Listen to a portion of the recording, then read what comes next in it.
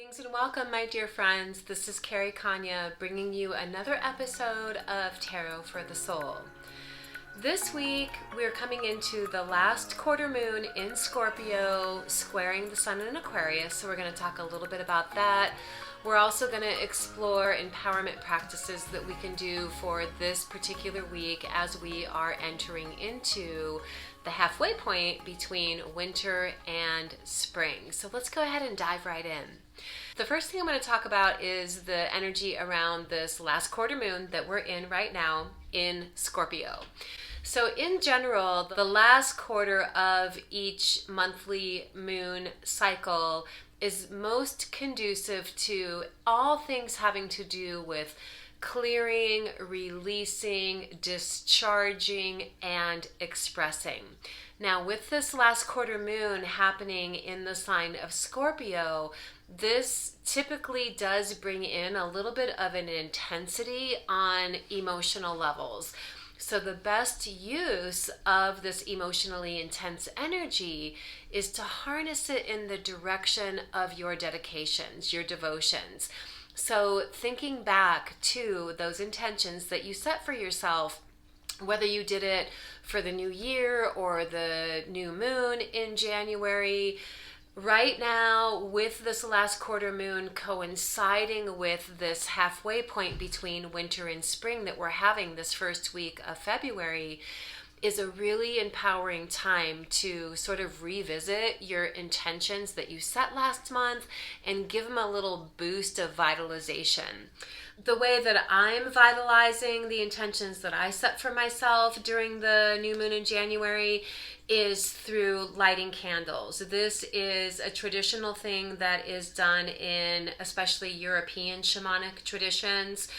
Light candles during this first week of February to give those New Year intentions a boost of life force energy in supporting the energies in dissipating. So as you're lighting a candle, you can see the candle flame actually vitalizing those intentions with life force energies, and then as the candle is burning, it serves to express or dissipate the energies of those intentions that you've been building energy around during the first half of this moon cycle that we're in right now. And so giving those intentions a little boost of energy, and then it's also about clearing away anything that you perceive could be an obstruction to the manifestation process. So that's another aspect of how we can utilize the energy of this last quarter moon cycle, is clearing away any energies that could be subconsciously sabotaging our efforts or acting as obstacles. Now, this brings up another dimension of that Scorpio energy.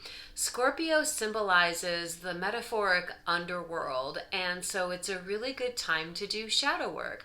I do have a few videos on my YouTube channel that are specifically about shadow work and how to do shadow work. I do share a few different modalities of how to do shadow work in those videos, so you might want to check those out as well.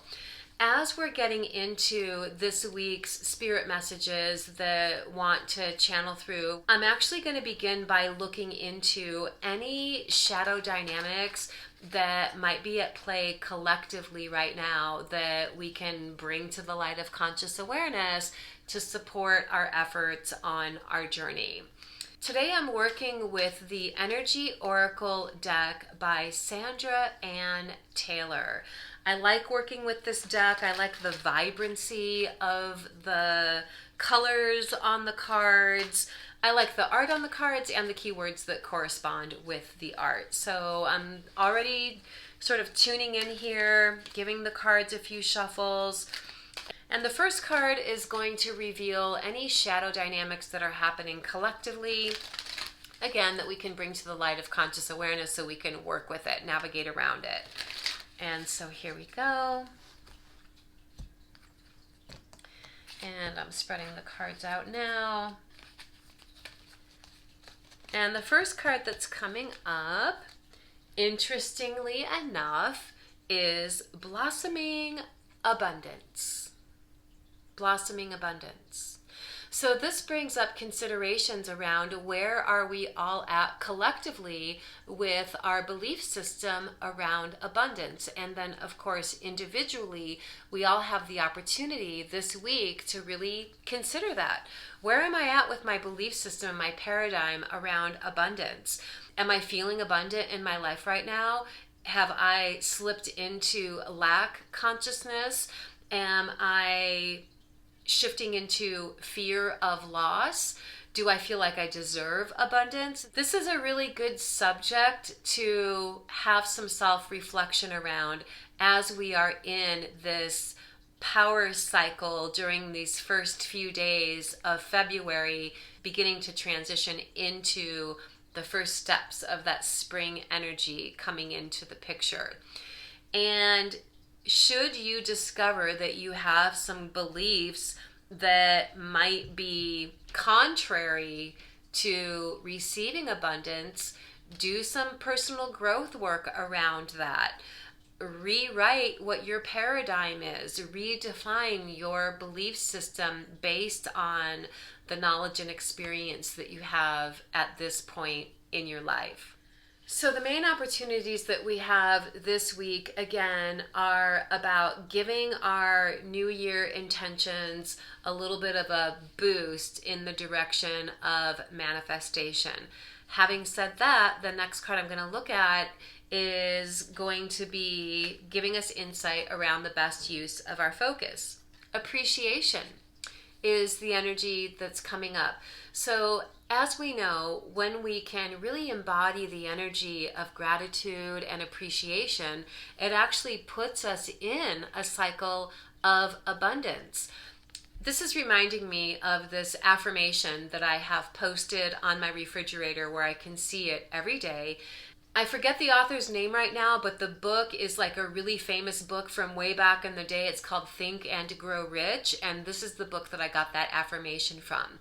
And the affirmation goes like this: I am so happy and grateful now that money comes to me through a variety of sources in increasing quantities on a continual basis. This affirmation literally demonstrates that abundance is proportionate to our ability to be in the energy of gratitude and appreciation, really embodying that energy. A good way to embody that energy is to focus on the blessings in your life. Focus on the good things that are happening in your life. We've all had so many challenges this year that I get it. It's easy to lose sight of what there is to be grateful for, but there's always something to be in gratitude for. And so as this card is reminding us, being in the energy of appreciation literally puts us in a space where abundance can blossom in our lives. Let's take a look at a few more cards. How are our passions guiding us forward now? It's the card called Contract, and it is showing up reversed in the reading today.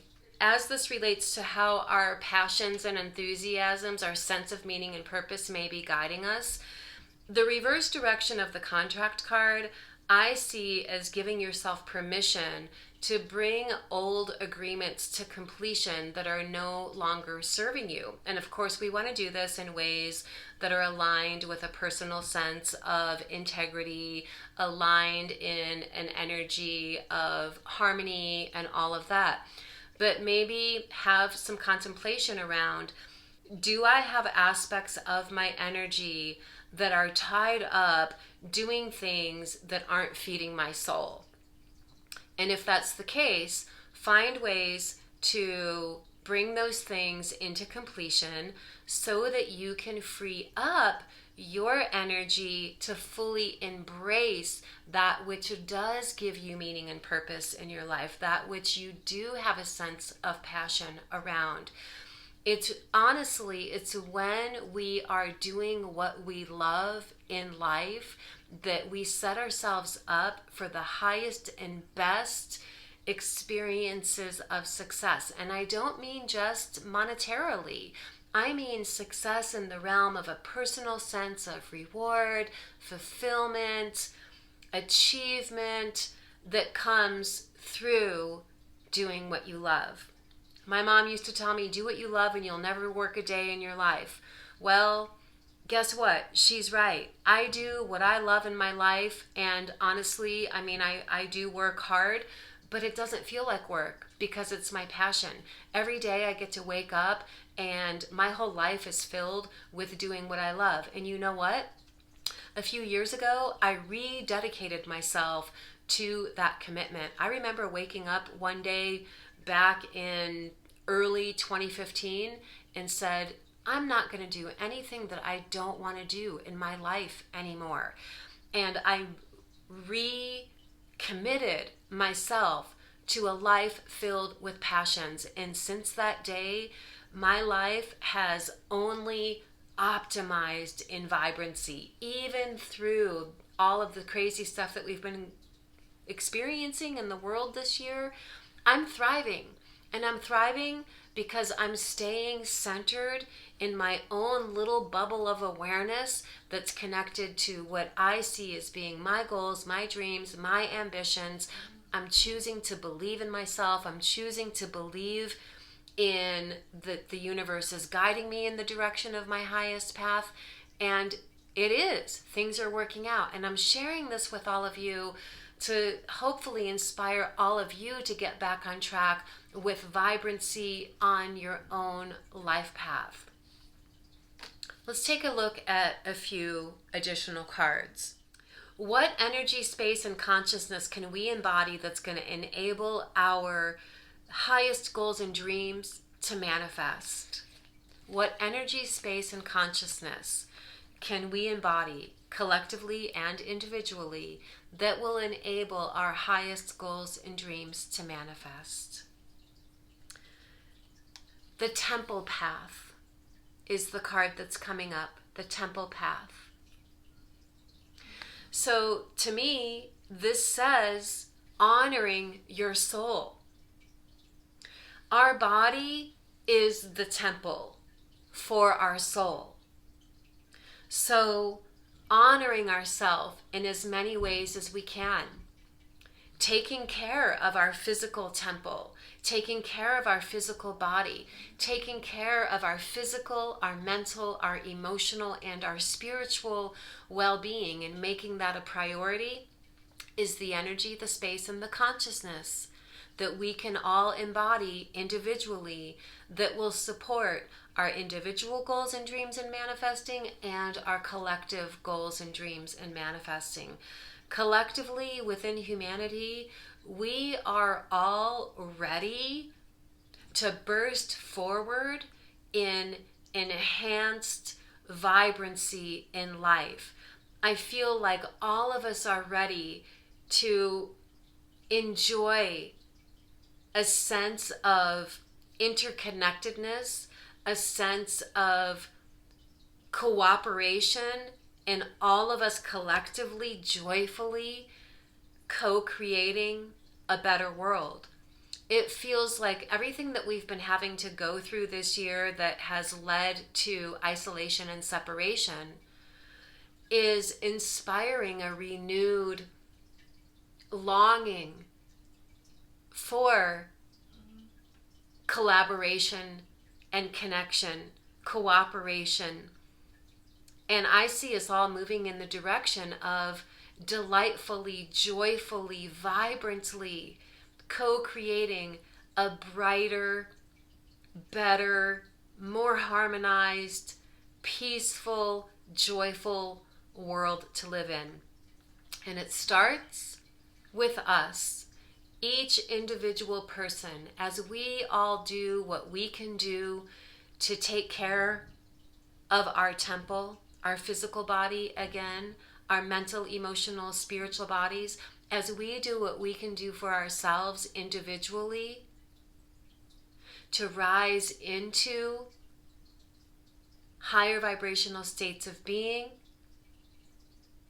that we can recognize in the form of joy, fulfillment, happiness, inspiration. As we embody those energies, we are individually contributing to the collective on that level, the collective higher vibrational energies, and it does support those energies in becoming more predominant in the world. And that in turn supports this higher vibrational experience of life that we're all craving right now. That craving is turning into a reality as we speak. And the more that we all contribute to it consciously, the faster it's going to happen. It feels that way. One overall last message from Spirit.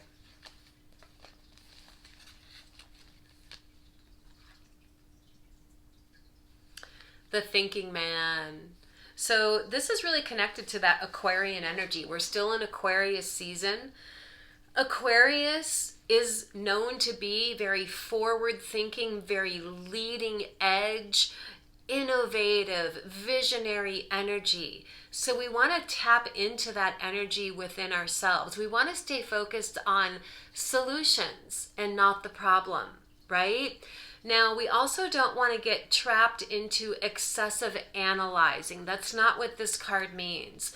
This is divinely inspired thought processes.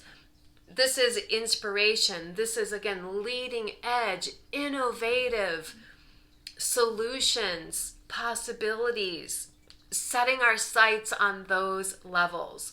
Let's do this, guys. Let's all get on board here and make a positive change. The energy is so conducive to that right now, both on individual levels and collective levels. Our dreams, our goals that are connected to our individual version of higher reality are popping into being. The universe is holding space for that for us. We just have to meet the universe halfway. So ponder these insights this week. Take it to heart. However it's inspiring you, I encourage you to take action along those lines. And stay tuned. I'm going to see you later this week for the second episode of Decoding Intuition. The first episode was uploaded just a few days ago. Check it out if you haven't done so yet. And I will see you later this week. Blessings, guys. Namaste. Much love.